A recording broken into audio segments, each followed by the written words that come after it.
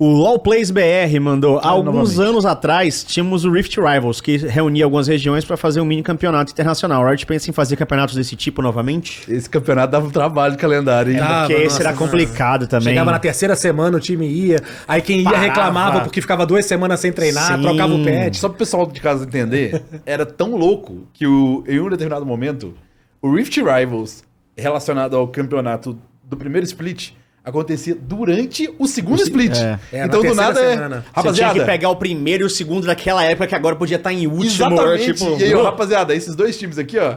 Valeu, falou! Era legal, é legal pro todo torneio Muito de LoL, legal. Mas assim, lembrar dele é mais legal do que vivê-lo, né? Exatamente, exatamente. Mas, cara, essa resposta vai na... Assim, eu não tenho uma resposta de se ele vai voltar, mas, assim, a ideia da gente se conectar internacionalmente, porque momentos internacionais são legais pra comunidade, bons pros times, tá na essência.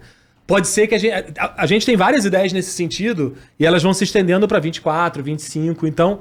O movimento da gente não ter que esperar um torneio Mundial, aonde todo mundo se encontra e aí tem que abrir 3 semanas, porque vem um que vem lá do aonde, e aí tem que ser 60 times jogando, não é a única experiência internacional que a gente pode ter. Isso tá muito claro pra Riot. A gente só tem que encaixar e ver as coisas. E certamente o Tier 2 é um momento que a gente tem muito mais leveza de calendário. Pra poder trabalhar. Mas de novelty, assim, do campeonato ser as regiões se degladiando, isso é muito legal. A ideia era super legal.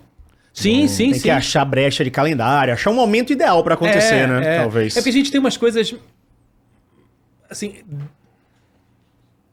Talvez seja mais fácil do que a gente imagina, mas a gente sempre tem muito cuidado de não tentar forçar algumas rivalidades que possam não existir. Eu lembro que quando a gente montou o Rift Rivals, muita da nossa comunidade falava assim: putz, a gente tinha que fazer contra a Turquia, não era contra a Latam. Porque a Turquia, naquela época, era nosso inimigo de wildcard, né? Só que também tinha calendário, né? Porque até viajar, acho que acabava o fim de semana. Mas, então, assim, existe uma rivalidade entre os times, entre si, que eventualmente, como a gente tá com um seed só, isso talvez não apareça, né? Tão patente. Mas, assim, existe a rivalidade entre ligas e existe a rivalidade entre países. Verdade. Né? Então, é uma camada... De repente, a gente tava meio que engenheirando e achando muito problema, e não tem. Mas a gente tem essa cautela também, da gente não inserir uma... Assim, é legal quando tem a rivalidade entre time. Entre ligas, se você conseguir converter pro time, né? Sim. Se na liga, não vou torcer pra esse time, vou torcer contra, tivemos isso recentemente. Não Sim. muito legal, né? É lógico que, num futuro não tão distante, quando a gente tiver a possibilidade de fazer daqui, né? Tipo, sei lá, a gente poder jogar com a Turquia daqui, eles lá, a gente aqui no Teleg. Aí é um sonho, né? Aí abriu a caixa de monte de Pandora. projeto, um monte de produto Aí vai diferente. florescer a loucura.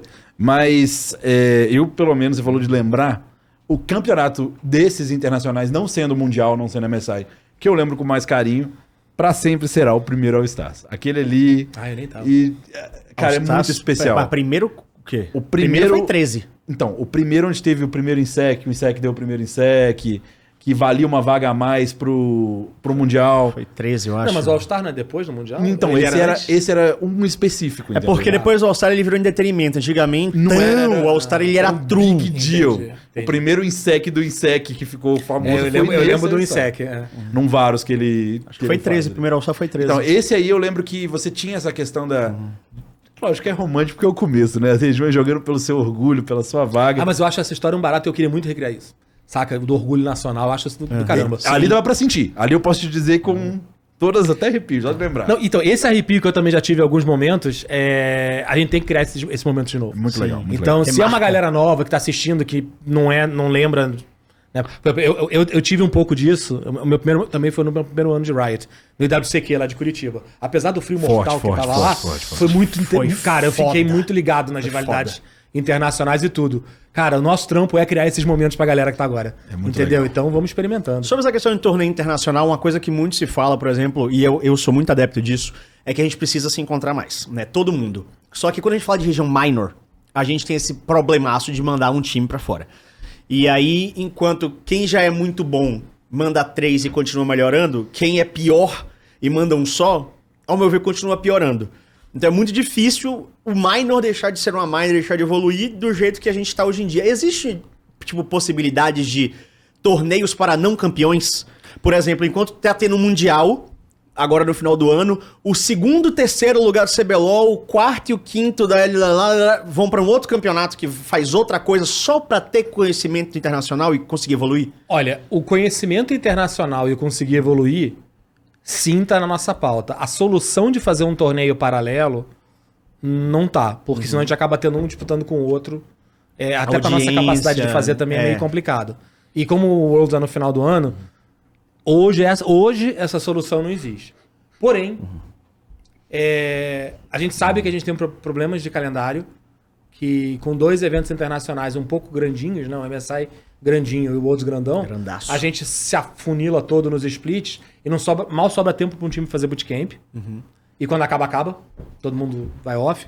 Então a gente sabe que existem reflexões que a gente precisa fazer sobre o calendário globalmente. E sempre estamos fazendo. E tem um outro sentido também, que é, por exemplo, a mudança de formato. Você vê que agora no play-in, a gente já não tem mais algumas regiões que estavam tornando a experiência de play-in Chata. Obrigado por isso. né? Não foi o acaso. O acaso não existe, ele é Kardec. Isso foi conversa e trabalho. E tamo lá. Mas, e não é só isso, tem mais coisa, entendeu? Então, existe sim esse negócio de fazer a experiência internacional valer a pena. Então, um play-in mais equilibrado vai. Outra coisa que a gente fez aqui no Brasil e que a gente está conversando com outras regiões para fazer foi o projeto que a gente teve no meio do ano, junto com os times, de mandar para a Europa. Quando a eu ia te Loud fazer estava. essa pergunta. Vai ter agora? Então, essa era a pergunta. Então, a gente não tem desenhado isso pra agora, porque o modelo que a gente conversou com os times era fazer entre o primeiro e o segundo split, pra não ter uma janela pra perturbar porque não tem uma janela tão intensa. Entendi, Pra que o time que estivesse fazendo bootcamp não voltasse E desmembrasse. né? Tá. Então, pro ano que vem tá na pauta, de novo. Potencialmente com mais mudanças, que a gente também ouviu muito dos times. Os times foram pra lá e assim, não foi bootcamp, teve muito trabalho com os times de EU com quem a gente conversou, então foi uma coisa orientada, e os times também levaram muitos projetos que a gente falou assim, a gente pode fazer isso? Pode, claro, como é que eu te ajudo? Então a gente ouviu muito feedback dos times.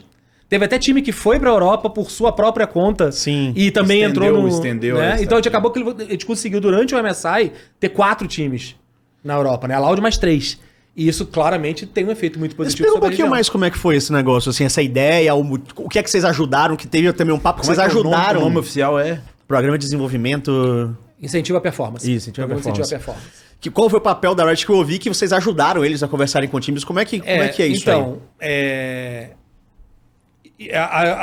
o time do Global começou a querer conversar com alguns times para entender o quanto que experiências internacionais ajudavam, tipo, a longo prazo. Além de jogar, ganhar, ter premiação, ter um momento de experiência de palco e tudo. E aí, todo esse feedback foi dado pro time do Global e a gente começou a tentar montar algumas coisas mais de longo prazo com isso. Isso foi no começo desse ano. Mas aí no Brasil, a gente teve uma ideia de, assim, cara, vamos tentar dar uma acelerada e vamos de corpo de prova, vamos de piloto, vamos conversar com os times brasileiros se eles estariam interessados e depois compartilhar os resultados com a gente, o que deu certo, o que não deu e tal, que aí a gente faz na frente. Aí alinhamos com o centro, nós vamos um pouquinho mais rápido. Falamos com os times e a gente combinou, olha, então beleza, o que a gente vai fazer? A gente não vai só fazer bootcamp. Chega lá, tem que subir a conta, tem a solo kill, que não sei o quê, depois ninguém consegue marcar screen. A gente, bem ou mal, tava no off-season, porque tava meio que durante a MSI. Sim. Podia não ter ninguém pra scrimar, a não ser os times da MSI. jogando. Então vamos tentar fazer mais organizado. O que a gente fez? Existem times na Europa que eles, quando estão em off-season, eles oferecem serviços profissionais, que além da casa, os computadores e tudo, eles oferecem, o coach deles oferece sessões com os coaches dos times visitantes. Eles fazem screen não só com o time deles, também conhecem já o pessoal que eles Tem uma screenam pra rede de LEC. apoio, né? Então, assim, todo o trabalho de organização de treinos, a conversa além do jogador, ou seja, staff com staff, coach com coach, que é um negócio que a gente queria há muito tempo trabalhar. A gente acha que tem que ter mais apoio, a gente quer olhar mais para a staff técnica dos times, porque a gente vê que quem investe vai, Sim. mas a gente também tem que ajudar a desenvolver esse talento novo e complexo, né? Então a gente montou e a gente naturalmente investiu uma grana com um dos times da LEC para que a gente ajudasse, a gente pagasse a viagem, a estadia e as horas de pessoas da staff técnica desse time para ajudar as staffs técnicas dos times brasileiros que estavam lá. Então era uma coisa muito mais programada e que rapidamente passou para screen, entendeu? Acho também que a experiência de solo kill era de fila ranqueada é boa. E a galera fez, especialmente porque o MSI lá estava. Mas tinha também esse outro lado que dava um outro... Assim, não foi um mês, foi 15 dias? 2 para 3 semanas. Mas já vieram aprendizados pra gente... E se a gente quisesse fazer mais no ano que vem? Mais times, mais tempo, vale a pena? Talvez não, porque também tem que ter o tempo de chegar aqui e digerir, né? Se chegar aqui e entrar pra CBLOL no segundo split, não vai. Então a gente quer continuar crescendo. O resultado sentimos foi positivo. Mas isso que eu ia perguntar, a avaliação foi boa no final. Foi boa. Dos times e da gente. Vieram muitas coisas pra gente tentar mudar e a gente também teve que restringir a quantidade de jogadores e que jogadores eram. Sim. Porque, de novo, a nossa ideia era evitar que, putz, aquele cara, quando chega aqui, a janela dá uma loucura E ele foi embora. E ele não tá no time, porque a experiência da sinergia entre daquela galera em treino era o que a gente queria fazer. Sim. Não era não necessariamente o individual era a prioridade. Então, de agora para o ano que vem, muita coisa vai mudar. Não era o nosso foco.